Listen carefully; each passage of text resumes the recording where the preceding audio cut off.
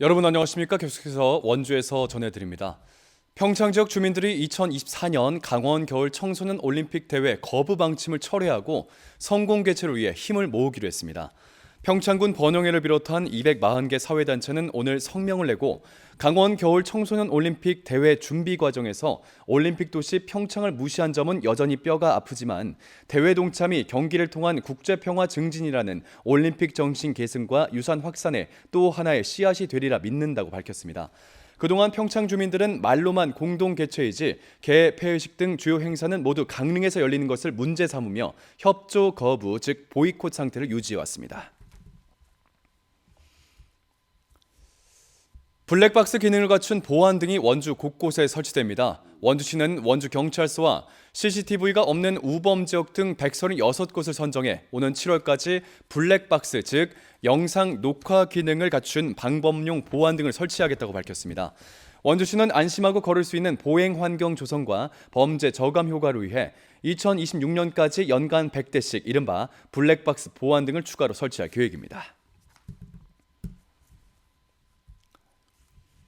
오늘 아침 6시 40분쯤 원주시 귀례면 운남리 19번 국도에서 승용차와 25톤 화물차가 추돌했습니다. 이 사고의 충격으로 화물차 운전자가 차 밖으로 튕겨져 나갔고 그 자리에서 안타깝게 숨졌습니다.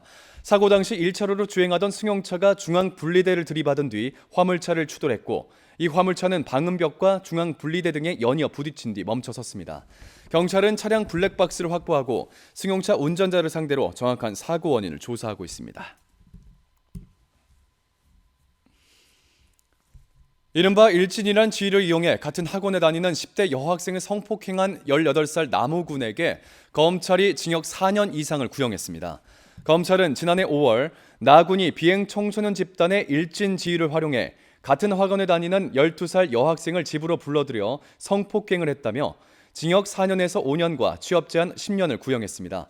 혐의를 인정한 나군은 선처를 호소했습니다. 한편 나군은 앞선 2021년에도 13살 여학생을 성폭행한 혐의로 유죄를 선고받은 바 있습니다. 민선 8기 공약사항이자 앞으로 횡성군의 주요 군정 방향과 정책의 자문 역할을 맡을 횡성군 원로 자문회의가 출범했습니다. 횡성군은 오늘 첫 회의를 열어 초대위원 33명을 위촉하고 주요 현안 사업과 그동안의 성과, 중점 추진 정책 등 전반에 대해 설명했습니다. 횡성군은 민선 8기 출범과 동시에 원로회의의 운영을 위한 조례 제정 등 근거를 마련해 왔습니다. 한편 민선 7기에 운영됐던 공론화위원회는 해체 수순을 밟게 됐습니다. 영월군이 고향사랑 기부제 기부금 달성액에 따라 추첨을 통해 답례 품목을 경품으로 증정하는 이벤트를 진행합니다. 최근 기부액이 3천만 원을 돌파하면서 10만 원 이상 기부자들 가운데 10명을 뽑아 5만 원 상당의 답례품을 증정한 데 이어 앞으로 5천만 원, 7천만 원, 1억 원 돌파 시에도 각각 행사를 진행할 예정입니다. 영월군에는 지금까지 3,270만 원의 기부금이 모인 것으로 집계됐습니다. 고용노동부 원주지청이 청소년 노동권 보호를 위해 카페, 음식점 등 프랜차이즈 업소 대상 지도 점검을 벌입니다.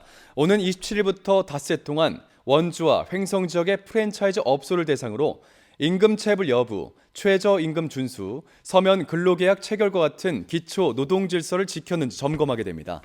지난해 말 강원 청소년 근로보호센터는 횡성의 청소년 아르바이트생의 60%가 최저시급을 받지 못하는 등 강원도 청소년들이 최저시급이나 4대 보험을 보호받지 못하고 있다는 조사 결과를 발표했습니다.